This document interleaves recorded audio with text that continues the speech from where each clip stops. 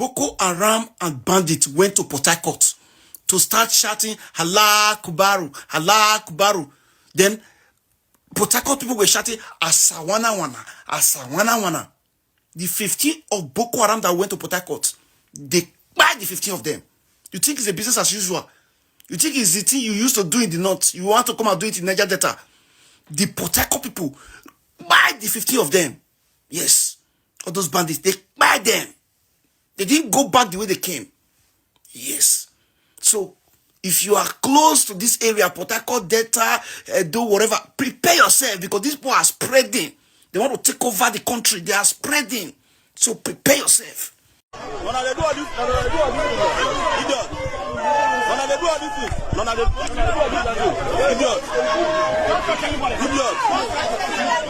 do all this, God don't punish on this morning.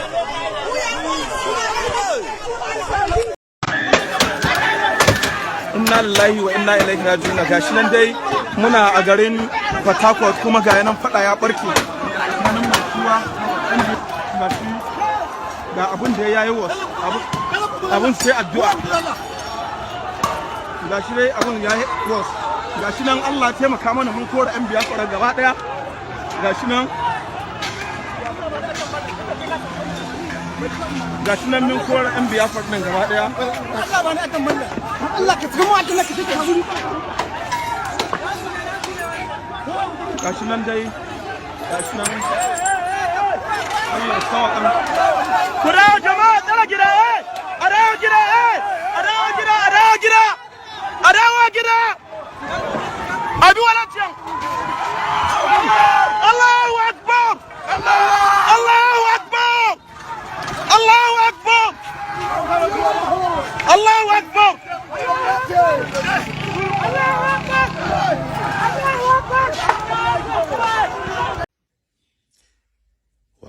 Wahala don't jump bicycle.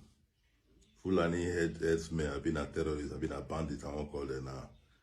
They don't carry their crease, enter Port Harcourt. They go militant zone. They don't believe what they see. They see for them. They not come back to cut up the story. About 15 of them I go there. No one come back alive. Yes.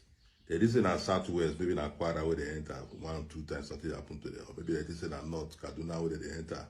Or Jos, and they enter. They don't know say now where people they find war, now they enter. People will be say they don't try to fight. We be say who the tools where they get for their pass one that they carry the work up and down. 15 of them reach there. No one come out alive. As they shout Allah Akuba, militant they shout at Sawana. As they shout Allah Akuba, militant they shout at Sawana. They wipe the 15 of them. Nobody come out alive. The funniest thing is that as they finish them, they cut them like sardine, like fish. They cut their body to pieces. Just as say the videos, all these apps, they know they accept all those videos. If not, I know this many of them are going to watch the videos. They finish them. They don't say, Bob, that'll be this guy that they do all those nonsense they do for not. You know, be Yoruba people will be say they go to enter them, they go to wait for police. People will be saying, I war, now they take the job. Eh? People will be saying, I war, they take the job. Militants will be the government, they beg me, they come there every year. Now I call carry on a cow brain, all go there, say, you know, go buy people. At the end of the day, now the hunter will be hunted. Can you imagine? Not be Port Harcourt or Niger Delta or South, not be. They carry or play all those kind of play good outside. Those are people who say they like war on their own. They just like war. They don't like to fight. Tuesday. They know they price, and if you price, you must pay. So you enter there again. At least that, those ones will happen now. They are sponsored. People will send them now. The message will go back to their territory, their headquarters. Go tell them for not say Bob.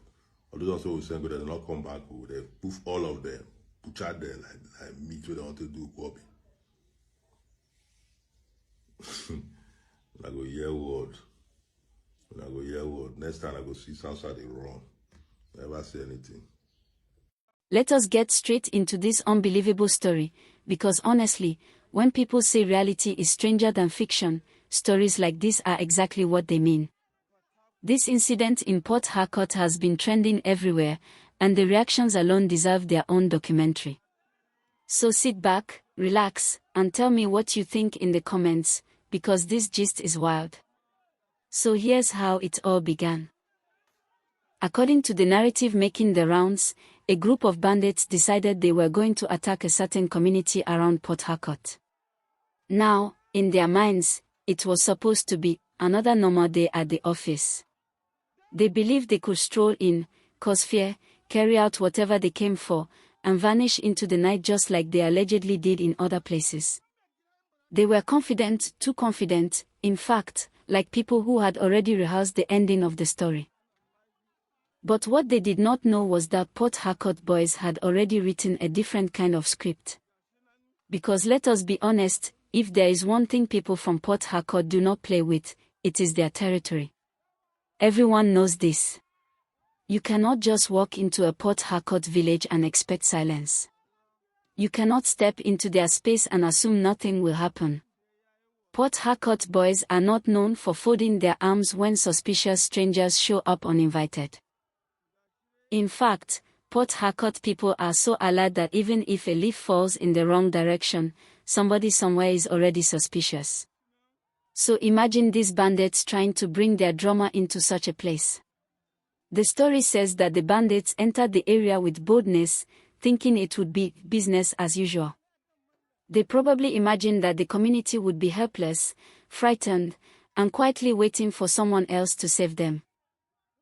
But that false confidence lasted for only a short moment, because immediately the people realized what was happening, the energy of the entire place changed instantly.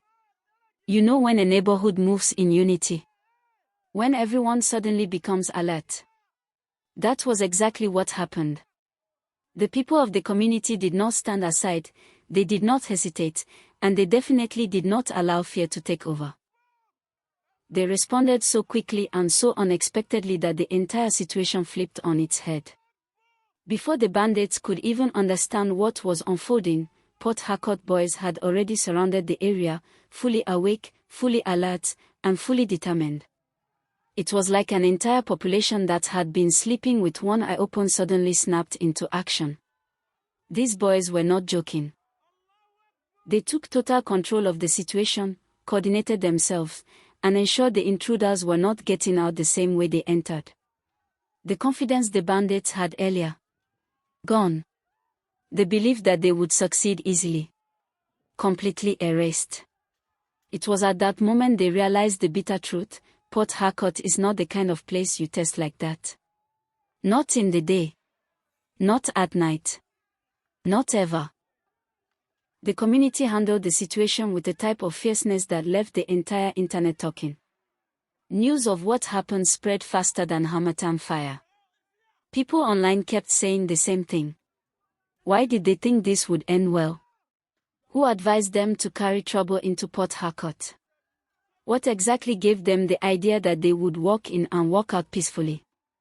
Because honestly, that is the biggest question.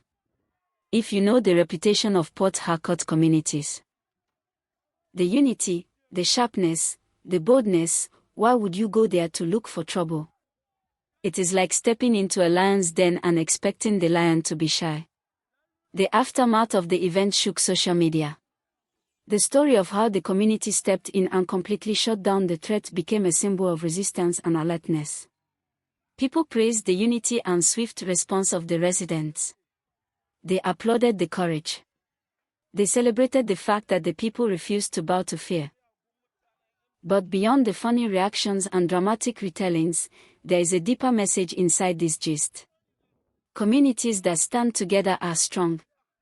Places where people watch out for each other become difficult to manipulate. When people refuse to be intimidated, crime has no space to grow. And this Port Harcourt incident reminded everyone of something important: when a community rises as one, trouble always meets unexpected resistance. And let us not lie. The commentary online has been extremely funny. Nigerians have been making jokes, creating memes, and even reenacting the scenario. People were laughing and asking, did they not know Port Harcourt boys are always ready? Who gave them the GPS coordinate to that village? What were they expecting, a quiet welcome party? Some were even suggesting that before anyone attempts anything in Port Harcourt, they should first write a letter of intention, send it for review, wait for approval, and then still expect disappointment. The jokes have not stopped. But underneath the humor, there is a very serious point. Communities have grown tired of insecurity.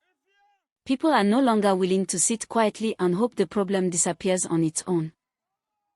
They are choosing to stand firm, to defend themselves, and to protect what is theirs.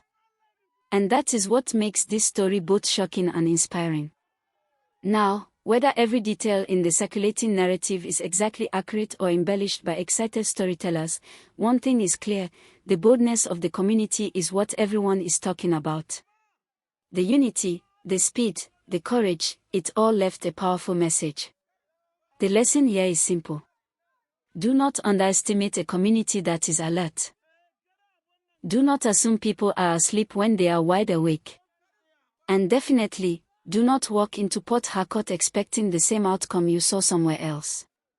Because as the gist has shown, Port Harcourt boys are not just ready, they are extra ready.